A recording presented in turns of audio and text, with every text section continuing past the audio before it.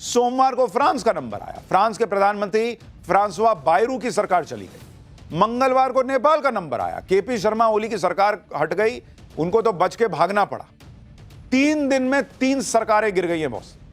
भारत में भी विपक्ष इसी तरह की उथल पुथल की आस लगाए बैठा है, क्योंकि चुनाव में तो मोदी को हरा नहीं पा रहे, तो इनको लगता है कुछ हो जाए, ऐसा ही कुछ लकी ड्रॉ लग जाए। ये भारत है बॉस। ऐसा सपना 200 साल भी देखिएगा ना तो भारत में आग लगने का सपना पूरा नहीं होगा। नरेंद्र मोदी की कुर्सी चली जाए, ये लोग सपना तो बहुत देख रहे हैं, लेकिन यहां नरेंद्र मोदी हैं जिन्होंने मजबूती से मोर्चा पकड़ा हुआ है। जब भारत के बगल में एक के बाद एक सरकारें गिर रही हैं, तख्ता पलट हो रहा है, अगले पल क्या हो जाए क्लियर नहीं है, उस दौर में नरेंद्र मोदी 22 साल आगे की प्लानिंग में लगे हुए हैं, क्योंकि पिछले 11 साल में नरेंद्र मोदी ने तगड़ा होमवर्क पूरा किया। ऐसी मजबूत और स्थिर सरकार दी है कि बड़े से बड़े तूफान भारत को हिला नहीं पाए। जैसे अमेरिका ने टैरिफ तूफान का भारत की तरफ मुंह मोड़ दिया, लेकिन अब ऐसा लग रहा है कि पीएम मोदी की कूटनीति के आगे यह तूफान ज्यादा दिन टिक नहीं पाएगा। भारत के खिलाफ टैरिफ वॉर ज्यादा दिन नहीं चलेगा, जो हमने आपको पाठशाला में कहा था कि ये डोनाल्ड ट्रंप रास्ता ढूंढ रहा है साइड से दोस्ती करने का, और इसके संकेत अब खुद अमेरिका के राष्ट्रपति ट्रंप ने दे दिए। डोनाल्ड ट्रंप ने भारत को लेकर क्या लेटेस्ट बयान दिया है, ट्रंप के बयान पर पीएम मोदी ने क्या कह दिया, कैसे दुनिया में नेता और सरकारें बदल रही हैं लेकिन पीएम मोदी टिके हुए हैं, नरेंद्र मोदी ने लंबी पारी खेलने वाला कौन सा होमवर्क पूरा कर लिया है, चीन का अब क्या होगा अगर मोदी और ट्रंप फिर से दोस्त बन रहे हैं, वर्ल्ड ऑर्डर बदलने का क्या होगा, ये सारी बातें होंगी। लेकिन पहले एक झलक देखिए।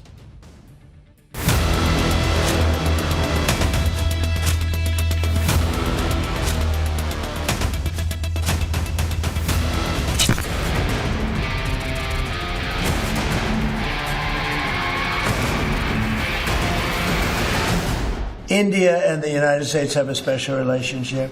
There's nothing to worry about. Modi है, यहाँ किसी का दबाव वबाव नहीं चलता है।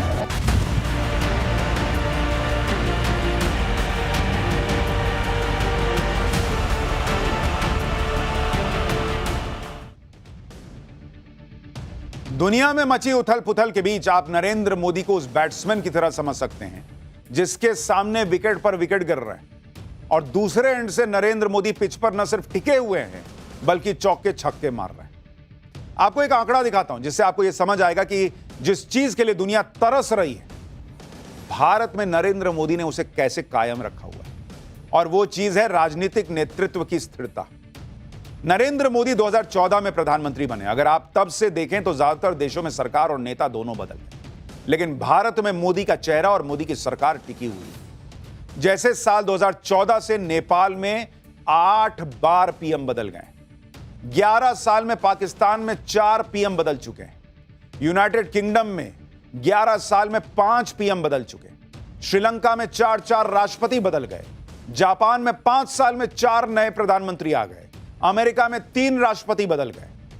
यानी दुनिया इधर से उधर हो गई, भारत में एक नाम नरेंद्र मोदी टिके हुए, और इसीलिए भारत की इकोनॉमी रॉकेट बनी हुई है। दुनिया भारत को सम्मान दे रही है कि बॉस हमसे नहीं हो पा रहा, ये मोदी कैसे कर रहा है, हमसे इकोनॉमी नहीं संभल रही है, आदमी रॉकेट बनाए हुए है, हमसे महंगाई नहीं कंट्रोल होती है, भाई ने पकड़ के रखा कि डबल डिजिट तो जाना दूर, 6 के पार ना जाना, अंदर आओ अंदर आओ, चलो अंदर चलो।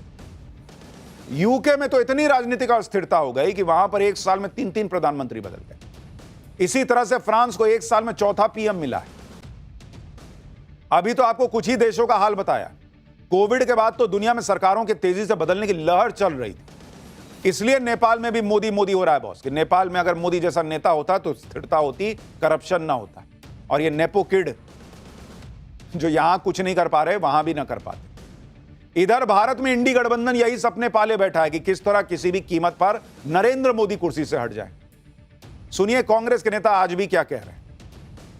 बिहार के नेता के तौर पर आप लोग कैसे देखते हैं भारत के कॉन्टेक्स्ट में जिस तरीके से नेपाल में हिंसा हुई है और युवाओं की बगावत हुई है सरकार के खिलाफ? ये बात तो सर्वमान्य है कि किसी भी पड़ोसी देश, खास तौर पर नेपाल के संदर्भ में शांति बहाल रहे, इसकी इच्छा सब लोग करते हैं, और सरकारें वहाँ के नौजवानों की या किसी भी सेक्शन की अगर उपेक्षा करती हैं तो वो कहीं ना कहीं आक्रोश की वजह भी बनती है, और ये यहाँ भी ये बात लागू होती है। यहाँ भी लागू का मतलब ये है कि आक्रोश बढ़ता है ना, आक्रोश के रूप अलग अलग हो सकते हैं, और ये आक्रोश जनता की चुनी हुई सरकार चोरी के माध्यम से आएगी तो आक्रोश बढ़ेगा।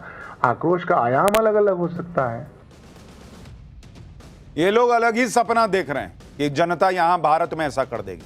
मैंने बोला ना बॉस, 200 साल भी बैठ के ऐसा सपना देखिएगा कि भारत जलेगा तो वो नहीं होगा। दुनिया का सबसे बड़ा लोकतंत्र है बॉस, यहां इतनी विविधता के बाद भी लोगों के दिल में भारत बसता है। कुछ के ना बसता हो तो ना बसता हो, ज्यादातर लोगों के दिल में बसता है। ऐसे ही जला देगा भारत कोई, बच्चे का खेल है कि भारत जल जाएगा। और इन लोगों को सोचिए, खबर की समझ नहीं है। नेपाल से भारत को कंपेयर कर रहे हैं। नेपाल में नेपो किड के खिलाफ चल रहा है, परिवारवाद के खिलाफ गुस्सा चल रहा है, भ्रष्टाचार के खिलाफ चल रहा है। किसकी सरकार गई थी 2014 में भ्रष्टाचार की वजह से? परिवारवाद किन पार्टियों में है? फिर भी बोल रहे हैं कि नेपाल जैसा हो जाएगा। इंडी गठबंधन को यही सपना चल रहा है कि किसी तरह तो नरेंद्र मोदी हटे, लेकिन उनके सपनों पर पानी फेरने वाली एक नई रिपोर्ट आई। रेटिंग एजेंसी फिंच ने भारत की जीडीपी ग्रोथ रेट का अनुमान और बढ़ा दिया है। अब आप देखिए कि नया अनुमान क्या आया है, जो 2025-26 के लिए जीडीपी ग्रोथ का अनुमान, ये नया अनुमान आया है टैरिफ लगने के बाद का। आपको हाल बता रहा हूं, रेटिंग एजेंसी है फिंच, उसने कहा है कि पहले अनुमान कितना था भाई भारत के लिए? पहले था 6.5% भारत की ग्रोथ रेट रहेगी। अब वो क्या कह रहे हैं भारत के लिए, आपको बता रहा हूं, वो कह रहे हैं भाई अब ये बढ़कर 6.97% के आसपास कर दिए। ले, ये सोच रहे थे कि ट्रंप टैरिफ लगाया तो गिर जाएगी रिपोर्ट, गिर जाएगी जीडीपी।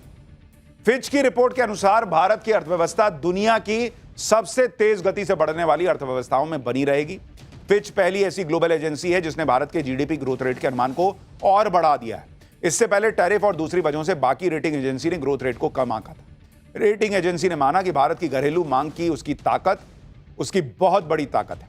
यानी जो लोग ये मान रहे थे कि ट्रंप ने टैरिफ लगा दिया अब क्या होगा, ग्लोबल रेटिंग एजेंसी भी कह रही है कि भारत का कुछ ना होने वाला, भारत ऐसे ही तेजी से बढ़ता रहेगा। यही नरेंद्र मोदी की ताकत है, क्योंकि राजनीतिक स्थिरता का सीधा कनेक्शन देश की आर्थिक तरक्की से होता है।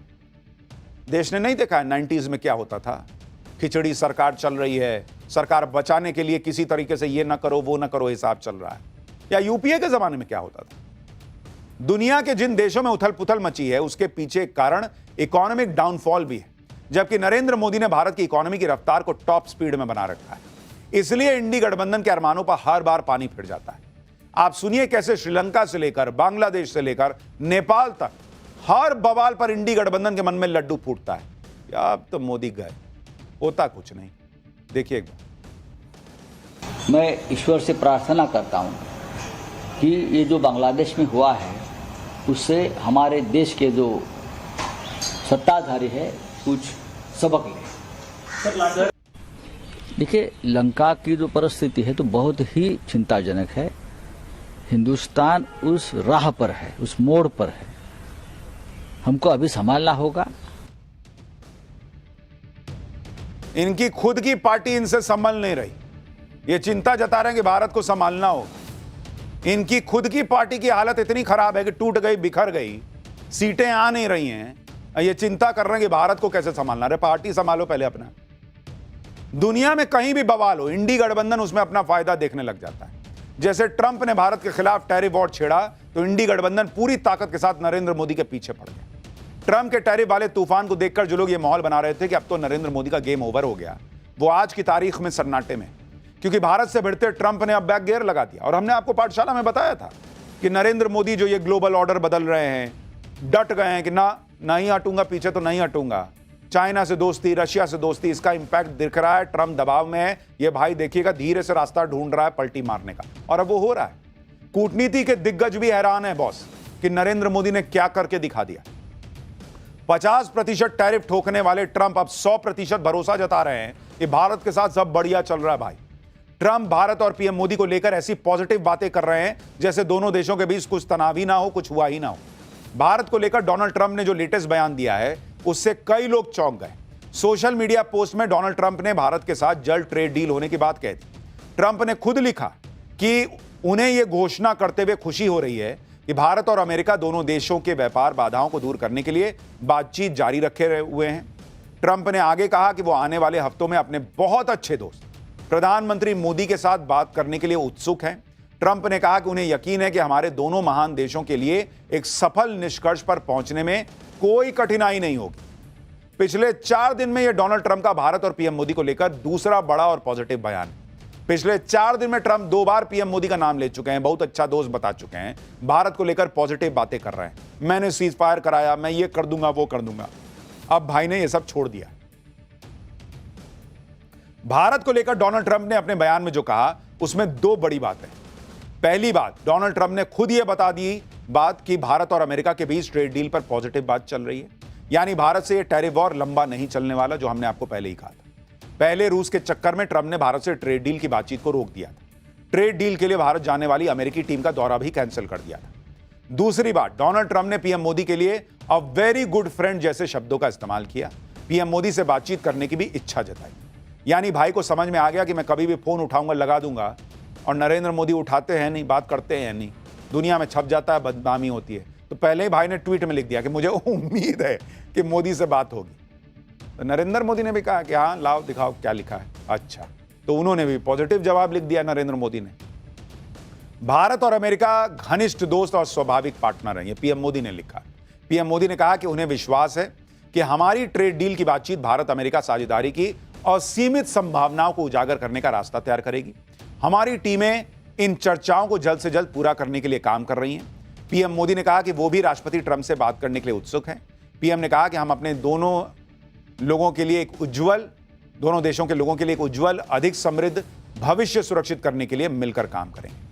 लेकिन आप गौर कीजिए, जैसे डोनाल्ड ट्रंप लिख रहे थे कि Modi is a very good friend वगैरह वगैरह, नरेंद्र मोदी ने वैसे नहीं लिखा। उन्होंने कहा कि भारत और अमेरिका बहुत अच्छे दोस्त हैं।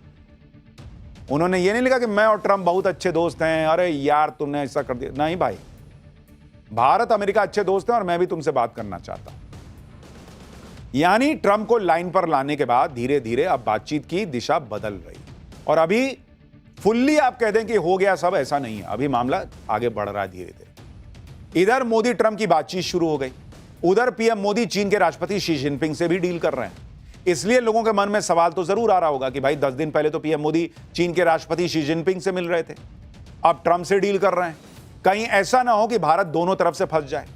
दरअसल आपको यहां समझना होगा कि जैसे कूटनीति में दोस्ती फिक्स नहीं होती, वैसे ही दुश्मनी भी फिक्स नहीं होती। और हम आपको पाठशाला में यह बात बार बार समझा चुके हैं कि ग्लोबल ऑर्डर में, दुनिया में ना तो कोई परमानेंट दोस्त है ना परमानेंट दुश्मन है। और नरेंद्र मोदी का हिसाब तो वैसे ही क्लियर है कि भारत के लिए अच्छा सोच रहे हो तो दोस्त हो, नहीं अच्छा सोच रहे हो तो जाओ अपना देखो, हम अपना देख लेंगे। कल तक ट्रंप भारत से भिड़ रहे थे, तेवर दिखा रहे थे, झूठे बोल रहे थे कि सीज फायर कराया। तो नरेंद्र मोदी ने कहा कि जाओ तो अपना बैठे रहो, फोन पे भी बात नहीं करूंगा, जाओ जो करना कर लो। आज वो अच्छी अच्छी बातें कर रहे हैं, तो नरेंद्र मोदी भी ठीक है, अच्छी बात कर रहे हो, पॉजिटिवली ले रहे हो, तो हम भी पॉजिटिवली रिस्पॉन्ड करें। कोहनी थोड़ी मार देंगे भाई, अमेरिका है, पाकिस्तान थोड़ी है कि लात मार के आगे बढ़ जाए आदमी। सबसे मिला के चलिए, ठीक है। अब वो सब पुराना विश्वास नहीं होगा कि हाँ ट्रंप के साथ ऐसा, मोदी अमेरिका के साथ ऐसा, लेकिन बिजनेस करना थोड़ी छोड़ देंगे भाई। बिजनेस ना है, ये ट्रंप की कूटनीति है, इसी तरह से पीएम मोदी की अपनी कूटनीति है। भारत से रिश्ते सुधारने के लिए जब चीन की तरफ से पॉजिटिव रिस्पांस मिला तो भारत ने पॉजिटिव रिप्लाई किया। अब ट्रंप फिर से लाइन पे आ रहे हैं, पॉजिटिव रिस्पांस दे रहे हैं, तो भारत भी पॉजिटिव रिस्पांस दे रहा है। भाई वो फिल्म में था ना, टों टों टों टों, सिग्नल गया उधर से, एलियन जो है वो किया, जवाब भेजा, तब ना कनेक्शन बना। उधर से अब उधर से आ रहा है सिग्नल, तो मोदी भी दबा रहे हैं बटन कि चलो देखते हैं क्या करते हो तुम। तो ये सारा मामला चल रहा है, लेकिन अभी भी फाइनल बात होनी बची है। और कोई ग्लोबल ऑर्डर जो है वो बदलना, रशिया को धकिया दिए, चीन को छोड़ दिया, ऐसा नहीं हुआ है। हाँ, अमेरिका पॉजिटिव बात कर रहा है तो हम भी पॉजिटिव बात कर रहे हैं। लेकिन देश में क्या चल रहा है, अगला चैप्टर। उपराष्ट्रपति चुनाव में करारी हार के बाद राहुल गांधी ने ऐसा क्या कह दिया कि कांग्रेस की फजीहत हो गई। वाइस प्रेसिडेंट के चुनाव में इंडी की टीम के किस प्लेयर ने पलटी मारी और मोदी के साथ आ गए, अब उसके बारे में आपको बताता हूं। उपराष्ट्रपति चुनाव के नतीजों ने इंडी गठबंधन की नींद उड़ा दी। जैसे जैसे खबर सामने आ रही है कि उपराष्ट्रपति चुनाव में किस किस ने पलटी मार दी, क्रॉस वोटिंग कर दी, वैसे वैसे इंडी गठबंधन की एकता की धज्जियां उड़ती जा रही। उपराष्ट्रपति चुनाव में विपक्ष की एकजुटता का दावा कर रही कांग्रेस अब क्रॉस वोटिंग देखकर हिल गई। सूत्रों का दावा है कि क्रॉस वोटिंग की सच्चाई जानने के लिए अब कांग्रेस एक बैठक बुलाने वाली है, जिसमें यह पता लगाया जाएगा कि वोट चोरी का माहौल बनाते बनाते कैसे डंके की चोट पर वोट का डाका पड़ गया, किसने गद्दारी की और मोदी विरोधी खेमे में बैठकर मोदी को समर्थन देने वाले कौन लोग हैं। इधर उपराष्ट्रपति चुनाव में मिली करारी हार पर सुबह से गुणा भाग शुरू हो गया और इस घमासान के बीच राहुल गांधी अपने संसदीय क्षेत्र पहुंचे, लेकिन वहां पीएम मोदी को मां की गाली के मुद्दे पर वो घिर गए। राहुल गांधी को रायबरेली पहुंचने के लिए रास्ता तक बदलना पड़ गया। कैसे राहुल गांधी का विरोध हो गया, उपराष्ट्रपति चुनाव की हार पर राहुल गांधी ने ऐसा